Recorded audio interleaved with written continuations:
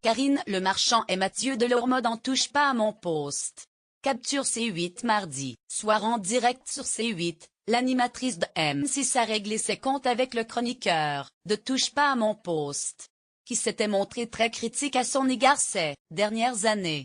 Invitée pour faire la promotion du nouveau numéro d'Une ambition intime avec Franck Dubosc, Karine Le Marchand a profité de sa venue sur le plateau de Touche pas à mon post mardi soir pour parler en face à face avec Mathieu Delormeau. Une mise à plat que les deux animateurs ont accepté de faire publiquement, d'un commun accord, après s'être entretenus en privé une semaine auparavant. En cause, les nombreuses critiques du chroniqueur de TPMP contre sa consoeur de M6 depuis plus de 2 ans.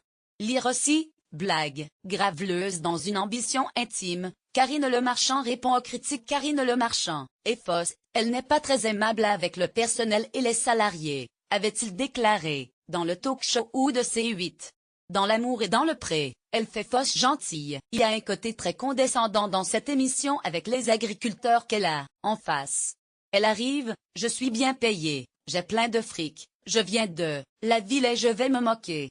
C'est ce que je ressens. Avec Une ambition intime, elle s'est lancée dans un domaine qu'elle maîtrise mal, elle n'est pas journaliste, politique, elle ne s'est pas rendue compte de ce à quoi elle jouait et elle est victime du buzz qu'elle a voulu faire. Autant de phrases diffusées par Cyril Hanouna dans TPMP avant que Karine Le Marchand s'adresse à Mathieu Delormeau. Le ton a changé, à partir d'une émission de TPMP où j'avais été invitée. C'était le jour où avait été annoncé le départ de Claire Chazal de TF1, a-t-elle déclaré. Et j'avais répondu à Cyril que TF1 avait le droit de virer Claire Chazal, que c'était une chaîne qui pouvait faire ce qu'elle veut avec ses journalistes. C'était mon opinion. Mais à partir de ce moment-là, je suis devenue l'objet de ta détestation. Tu as inventé des choses sur moi. Tu as le droit de ne pas aimer ce que je fais, tu as le droit de dire ce que tu veux contre moi, mais tu n'as pas le droit d'inventer des choses. Et d'expliquer qu'elle avait laissé glisser ses critiques parce qu'elle s'en fichait.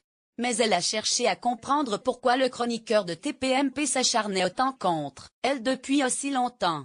Quand on déteste à ce point une personne, cela veut dire que j'ai touché ton cœur, a-t-elle poursuivi. Quand tu parles de Claire Chazal, tu dis toujours qu'elle est comme ta mère. Et je sais tu as perdu ta mère. Je pense que tu as fait un transfert, ... Tu t'es focalisé sur moi à cause de ce que j'ai pu dire sur Claire Chazal. Une explication que Mathieu Delormeau a reconnu être valable. C'est vrai, je suis très amie avec Claire Chazal. Elle s'est fait virer d'une manière dégueulasse par TF1, elle s'est fait marcher dessus par des gens comme Morandini qui la détestait, a-t-il développé. C'est une femme qui a un certain âge et qui ne méritait pas ça. Elle a été très touchée par tout ça et que l'on parte avec 2000 ou des millions d'euros, on peut tout de même mal le vivre.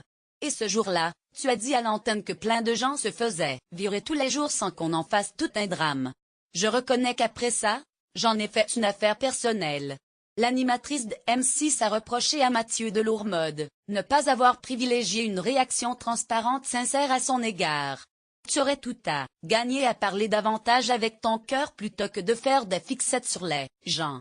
Tu serais plus humain et tu passerais moins pour un con, lui a-t-elle dit. Parfois, tu es dans une caricature de toi-même. Et à son interlocuteur de reconnaître son erreur, sa mauvaise foi par moment et de lui présenter ses excuses.